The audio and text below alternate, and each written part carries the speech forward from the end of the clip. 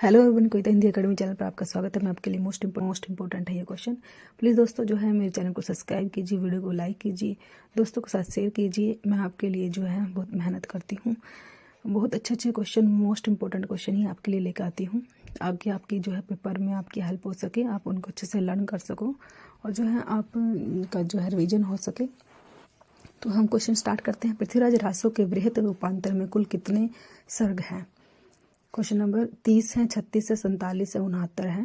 Question number 1 है, प्रश्न जो है 1 है, इससे पूछा है पृथ्वीराज रासो के जो है वृहत रूपांतर में कुल कितने सर्ग हैं। तो ये क्वेश्चन जो है पेपर में आता है, तो द आंसर होगा 69 सर्ग हैं, the answer. Question number 2, Pahud दोहा के रचयिता पुष्पदंत राम सिंह सरहप्पा धनपाल। जो है पाहुड़ दोहा के रचयिता, पाहुड़ दोहा जो है किसने लिखा है? क्वेश्चन नंबर 2 जो है, प्रश्न 2 है, पाहुड़ दोहा जो है उसके रचयिता कौन है? सभी क्वेश्चन जो है मोस्ट इंपॉर्टेंट है, इनको आप अच्छे से याद कीजिए। ब आंसर होगा राम सिंह। क्वेश्चन नंबर 3, कौन सी रचना शालिभद्र सूरी की नहीं है? कौन सी रचना जो है बुद्धिरास, भरतेश्वर बाहुबली रास, पंच पांडव चरित रास, चंदन बाला रास। प्रश्न 3 जो है शालिभद्र सूरी की नहीं है, कौन सी रचना नहीं है ये पूछा है, कौन सी रचना नहीं है। नहीं वाले क्वेश्चन आते हैं, द होगा चंदन बाला रास जो है शालिभद्र सूरी की नहीं है। बुद्धिरास, भरतेश्वर बाहुबली रास, पंच पांडव चरित रास, ये तीनों जो है शालिभद्र सूरी की हैं, लेकिन द नहीं है, चंदन बाला रास जो है नहीं है। क्वेश्चन 4 क्वेश्चन, खुमान रासों की प्रमाणिक प्रति कहाँ संग्रहित की गई? पुणे संग्रहालय, मथुरा संग्रहालय, जयपुर संग्रहालय, ग्वालियर संग्रहालय। प्रश्न 4 जो है, खुमान रासों की प्रमाणिक प्रीति जो है जो कहाँ संग्रहित की गई है? कौन से संग्रहालय में जो है रखा गया है खुमान रासों की प्रमाणिक प्रीति को? जो है आंसर होगा पुणे संग्रहालय में है। प्रश्न 5, इनमें से कौन सा विद्वान पृथ्वीराज रासो को अर्ध प्रमाणिक रचना मानता है? प्रश्न 5, आचार्य रामचंद्र शुक्ल, मोहनलाल विष्णुलाल पांडे, स हजारी प्रसाद द्विवेदी, द कवि राजा श्यामल दास। प्रश्न 5 जो है, इनमें से कौन सा विद्वान जो है पृथ्वीराज रासो को अर्ध प्रमाणिक रचना मानता है? ये बताना है हमने, अर्ध प्रमाणिक जो है किसने माना है? तो स आंसर होगा हजारी प्रसाद द्विवेदी ने। मोस्ट इंपॉर्टेंट क्वेश्चन है ये। प्रश्न 6, रास काव्य परंपरा के अंतर्गत आने वाले उपदेश रसायन रास के रचयिता कौन है? प्रश्न 6 जो है, रास काव्य परंपरा के अंतर्गत आने वाले उपदेश रसायन रास के रचयिता कौन है?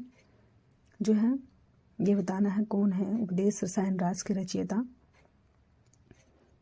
प्रश्न 6 है हमारा।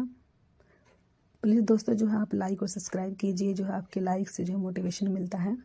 रास काव्य परंपरा के अंतर्गत आने वाले उपदेश रसायन रास की रचयिता कौन है? तो प्रश्न 6 है जो है उपदेश शालिभद्र सूरी है, ज्योतिष ईश्वर ठाकुर है, जिनी दत्त सूरी है, अमीर खुसरो है। प्रश्न 6 जो है, उपदेश रसायन रास के रचयिता कौन है? जो है ये पूछा है हमसे। तो प्रश्न 6 का जो है हमारा आंसर होगा उपदेश रसायन रास जो है लिखा है स होगा, जिनी दत्त सूरी ने लिखा है, स आंसर। प्रश्न 7, अपभ्रंश व्याकरण के रचयिता। मोस्ट इंपॉर्टेंट क्वेश्चन, पेपर में बार बार आता है ये क्वेश्चन, आप इसको अच्छे से याद करोगे। हेमचंद विद्याधर सोमप्रभु सूरी धनपाल। प्रश्न 7, अपभ्रंश व्याकरण के रचयिता हैं। अपभ्रंश व्याकरण जो है किसने लिखा है? जो है हेमचंद्र ने, विद्याधर ने, तो आंसर होगा हेमचंद्र ने लिखा है। प्रश्न 8, पृथ्वीराज रासो को शुक सुकी संवाद के रूप में रचित मानने वाले आलोचक हैं। मोस्ट इंपॉर्टेंट क्वेश्चन जो है नेट में ये क्वेश्चन आया हुआ है, बार बार पूछा जाता है। प्रश्न 8 जो है, आचार्य रामचंद्र शुक्ल, हजारी प्रसाद द्विवेदी, धीरेन्द्र वर्मा, रामकुमार वर्मा। प्रश्न 8 जो है, पृथ्वीराज रासो को शुक सुकी संवाद के रूप में रचित मानने वाले आलोचक कौन से हैं? ये बताना है हमें, कौन से आलोचक हैं वो। जो है ये क्वेश्चन पेपर में आता है, ब होगा हजारी प्रसाद द्विवेदी। प्रश्न 9, पुरुष कहानी हऊ कहू जसु पथावे पुनु किस कवि की उक्ति है? विद्यापति, नरपति, नालाह, चंद्रवरदाई, जयगणिक। प्रश्न 9 जो है ये जो है उक्ति जो है किसने कही है? मोस्ट इम्पोर्टेंट है ये उक्ति, पेपर में आती है। सभी क्वेश्चन आपके लिए मोस्ट इम्पोर्टेंट लेके आई हूँ ताकि आप इनको अच्छे से याद कर सको और आपके जो है पेपर में जो है आप इनसे हेल्प ले सको। तो प्रश्न 9 है हमारा, पुरुष कहानी हऊ कहूँ जसु पथावे पुण्य किस कवि की उक्ति है? तो किस कवि ने जो है ये उक्ति लिखी है ये बताना है हमें। विद्यापति ने, नरपति ने। तो आंसर होगा विद्यापति ने लिखी है ये उक्ति। प्रश्न 10, हिंदी में नक्सिक परंपरा का आरंभ किस रचना से हुआ? चर्यापद, संदेश रासक, राहुल वेल, भविष्यत कथा। भविष्यत कथा जो है प्रश्न 10 जो है हिंदी में नक्सिक परंपरा का वर्णन जो है किस रचना से हुआ ये पूछा है हमसे। किस रचना से हुआ है हिंदी में नक्सिक परंपरा का वर्णन? तो स होगा राहुल वेल से हुआ है। प्रश्न 11, बहुत कठिन डगर है पनघट की, कैसे मैं घर लाऊं? मधवा से मटकी पनिया भरने को मैं जो गई थी, दौड़ झपट मोरी मटकी पटकी। प्रस्तुत काव्य पंक्ति के रचनाकार हैं। ये जो काव्य पंक्तियां हैं किस रचना में से ली गई है? ऐसे ही आपसे पंक्ति पूछी जाती है रचना में से जो है, तो मोस्ट इम्पोर्टेंट पंक्तियां जो है आपने याद करनी है। और जो है बहुत कठिन डगर है पनघट की, कैसे मैं घर लाऊं? मधवा सी मटकी पनिया भरने को मैं जो गई थी, दौड़ झपट मोरी मटकी पटकी। प्रस्तुत काव्य पंक्ति जो है किस रचनाकार की है ये पूछा है। मेरा भाई भारतेंदु, खुसरो या रस खान। प्रश्न 11 जो है मोस्ट इम्पोर्टेंट है ये पंक्तियां जो है आपने अच्छे से इनको याद करना है। मेरा भाई की है, भारतेंदु की है, खुसरो की है या रस खान की है, कौन से कवि की है जो ये पंक्तियां हैं ये बताना है। प्लीज़ दोस्तों इसका आंसर होगा खुसरो की है ये, खुसरो की। प्रश्न नंबर 12, पाहुन दोहा का अर्थ क्या है? दोहों की माला, दोहों का संग्रह, दोहों का उपहार, दोहा और पाहुन। प्रश्न 12 जो है पाहुड़ दोहा का अर्थ क्या है?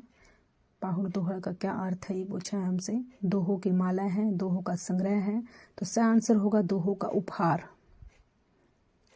प्रश्न 13, का तरुवर पंच विडाल, चंचल चिये पट्ठऊ काल। पंक्ति के लेखक हैं लौपा, सरप्पा, कणप्पा, विरूपा। मोस्ट इम्पोर्टेंट पंक्ति है ये जो है सभी पेपरों में बार बार ये पंक्ति पूछी जाती है। आपने इसको अच्छे से याद करना है, बार बार अच्छे से रटना है इसको, एक पंक्ति को जो है, ताकि आपको याद हो जाए। पंच विडाल, काया तरुवर पंच विडाल, चंचल चिये पैठो काल। जो है पंक्ति किसकी है ये पंक्ति बतानी है। सभी क्वेश्चन जो है आपके लिए लेके आई हूँ जो मोस्ट इम्पोर्टेंट है, आपने उनको बार बार लर्न करना है। प्लीज़ दोस्तों जो है आप इनको अच्छे से लर्न करो। जो है आप जो है चैनल को सब्सक्राइब करो, वीडियो को लाइक करो। जो आपके लाइक से, सब्सक्राइब से मोटिवेशन मिलता है, आपके लिए अच्छी अच्छी वीडियो लेके आती हूँ। आंसर होगा लोहिपा की है ये। प्रश्न 14, अपरम भाषा में दब सहाय प्यास काव्य ग्रंथ की रचना करने वाले कवि कौन है? लक्ष्मीधर, हेमचंद्र, शालिभद्र सूरि, देवसेन। प्रश्न 14 जो है अपभ्रंश भाषा में दव्य सहाव प्यास लिखा गया था, वो कौन सी भाषा में लिखा गया? अपभ्रंश भाषा में लिखा गया। कई बार ऐसे ही पूछा जाता है दव्य सहाव प्यास जो है कौन सी भाषा में लिखा गया, तो द आंसर होगा देवसेन ने लिखा है इसको। प्रश्न 15, घरसादातासी ने रासो शब्द की उत्पत्ति किस शब्द से माना? रसायन से, रासक से, राजसूय से, रास से। प्रश्न 15 जो है घरसादातासी ने जो है रासो शब्द की उत्पत्ति किस शब्द से मानी है, ये बताना है हमें। किस शब्द से जो है घरसादातासी ने रासो शब्द की उत्पत्ति मानी है? जो है रासो से आंसर होगा राजसूय से। प्रश्न 16, अनुनासिक का संबंध किससे होता है? अनुनासिक का संबंध किससे होता है? केवल मुंह से, केवल नाक से, नाक और मुंह से, इनमें से कोई नहीं। प्रश्न 16 जो है अनुनासिक का संबंध किससे होता है ये बताना है। तो सी आंसर होगा नाक और मुंह दोनों से होता है। प्रश्न 17, अनुनासिक व्यंजन कौन से होते हैं? ये व्याकरण से संबंधित क्वेश्चन है आपके लिए। वर्ग के प्रथमाक्षर, वर्ग के तृतीयाक्षर, वर्ग के चतुर्थाक्षर, वर्ग के पंचमाक्षर। प्रश्न 17 जो है अनुनासिक व्यंजन कौन से होते हैं। अनुनासिक जो है कौन से होते हैं वो व्यंजन बताने हैं हमें। तो ये जो है व्याकरण के क्वेश्चन कुछ लेके आई हूँ ताकि आपकी रिवीजन हो सके। तो जो है ऐसे व्याकरण के क्वेश्चन भी पूछे जाते हैं आपसे। प्रश्न 17 जो है अनुनासिक व्यंजन कौन से होते हैं ये बताना है। प्लीज़ दोस्तों आप भी जो है कमेंट कीजिए। तो डी आंसर होगा, वर्ग के पंचमाक्षर होते हैं। प्रश्न 18 तालव्य व्यंजन कौन सी हैं। तालव्य व्यंजन कौन से होते हैं। च छ ज झ, त थ द ध न, ट ठ ड ढ न, प फ ब भ म। तो तालव्य पूछा है हमसे, तालव्य कौन से होते हैं।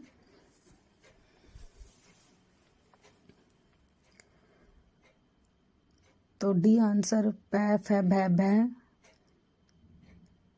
प्रश्न 18 जो है कौन से होते हैं तालव्य व्यंजन। या बी होते हैं या सी होते हैं या ए होते हैं। तो तालव्य पूछा है कंठ तालव्य मूर्धन्य दंता उष्ठ है, ऐसे होता है तो ए होगा। च छ झ झ स्वर्ग जो है वो तालव्य में आता है। 19 प्रश्न 19 है यह र ल व किस वर्ग के व्यंजन है। तो यह र ल व किस में आता है ये बताना है हमने। उष्म तालव्य अंतस्थ ओष्ठ। तो यह र ल व जो है किस में आता है। प्रश्न 19 जो है यह र और ल और व किस वर्ग के व्यंजन है। जो है ये किस में आते हैं, उसमें आते हैं, सी में आते हैं, अंतस्थ व्यंजन होगा। प्रश्न 20 जो है स्थान के आधार पर बताइए कि मूर्धन्य व्यंजन कौन सा है। मूर्धन्य व्यंजन पूछा है हमसे। ए बी सी या डी किस कौन से होंगे मूर्धन्य व्यंजन। 20 का जो है कौन से मूर्धन्य व्यंजन होंगे। ट ठ ढ ढ और अण ये जो है मूर्धन्य में आता है तो सी होंगे, सी आंसर। प्रश्न 21 श्रेय वर्ण जो है किसके योग से बनता है। जो है किसके योग से बनता है ये श्रेय वर्ण जो है किसके योग से बनता है ये बताना है हमने। ऐसे जो है ये स प्लस र इससे बनता है तो ए आंसर होगा। प्रश्न 22 अज्ञा वर्ण किस योग से बनता है। अज्ञा वर्ण जो है किस योग से बनता है। दो के योग से बनते हैं ये दो के योग से बनने वाले हैं वही वर्ड लेके आई हूँ जो दो के योग से बनते हैं। अज्ञा जो है दो के योग से बनता है तो वो बताना है हमने कौन कौन से हैं वो। प्रश्न 22 जो है ज प्लस य इन दोनों ज प्लस य इन दोनों के योग से बनता है। ए आंसर होगा, ए आंसर। ज प्लस य किस में है, ए आंसर। देखो ज प्लस य यहाँ पे भी दिया हुआ है लेकिन हलंत जहाँ लगेगा ना वही सही होगा जहाँ पे हलंत लगा है। ए ही आंसर सही है हमारा 22 का ए आंसर। त्रय वर्ण किसके योग से बना है। अब त्रय वर्ण पूछा है किसके योग से बना है। जो है त्रय वर्ण जो है किसके योग से बना है। प्रश्न 23 जो है तय प्लस र। देखो बी तय हलंत फिर र, बी आंसर। 24 अक्षय वर्ण किसके योग से बना है। जो किसके योग से बनी है ये 24 है। अक्षय वर्ण जो है किसके योग से बना है ये बताना है हमें किसके योग से बना है। कै प्लस स से बना है, ए आंसर होगा। 25 प्रश्न 25 निम्नलिखित में से संयुक्त व्यंजन कौन से होते हैं। अक्षय अज्ञश्रय य र ल व श है इनमें से कोई नहीं। तो प्रश्न 25 जो है संयुक्त व्यंजन पूछा है हमसे। संयुक्त व्यंजन जो है कौन से होते हैं जो दो शब्दों से मिलकर बने हैं वही संयुक्त होते हैं, संयुक्त व्यंजन होते हैं। तो संयुक्त व्यंजन कौन से होते हैं ये बताना है हमने। तो जो दो से मिले ए है अक्षय अज्ञ और श्रय जो दो से मिलकर बने थे। प्रश्न 26 निम्नलिखित में से द्विगुण व्यंजन कौन से होते हैं। द्विगुण पूछा है जी। अब द्विगुण व्यंजन कौन से होते हैं। ए बी सी और डी इनमें से कौन से होते हैं द्विगुण व्यंजन ये बताना है हमें। प्रश्न 26 जो है द्विगुण व्यंजन जो है कौन से होते हैं तो ए आंसर होगा, ए आंसर। प्रश्न 27 निम्नलिखित में से उष्म व्यंजन कौन से होते हैं। उष्म व्यंजन जो है कौन से होते हैं। स है, य र ल व अक्षय अज्ञ ट, ढ, ढ जो है। प्रश्न 27 जो है उसमें व्यंजन कौन से होते हैं, जो है उसमें व्यंजन जो कौन से होते हैं, इसे बोलते हुए जो है ए आंसर होगा श, स, है, जिसमें गर्म हवा बाहर निकलती है। ए आंसर होगा 27 का ए आंसर। 28 हिंदी वर्णमाला में सुक्त व्यंजन की संख्या कितनी होती है। सुक्त व्यंजन जो है कितने होते हैं हिंदी वर्णमाला में, जो है सुक्त व्यंजन कितने होते हैं ये पूछा है, तो ए आंसर होगा 4 होते हैं सुक्त व्यंजन। प्रश्न 29 हिंदी वर्णमाला में व्यंजनों की कुल संख्या कितनी होती है। व्यंजन कुल कितने होते हैं ये बताना है। प्रश्न 29 हिंदी वर्णमाला में व्यंजनों की कुल संख्या कितनी होती है ये बताना है हमें। 34, 23, 33, 33 डी आंसर होगा। प्रश्न 30 हिंदी वर्णमाला में स्वरों की कुल संख्या कितनी होती है। स्वर और व्यंजन पूछा है हमसे, तो स्वर जो है 30 का बी होगा, 11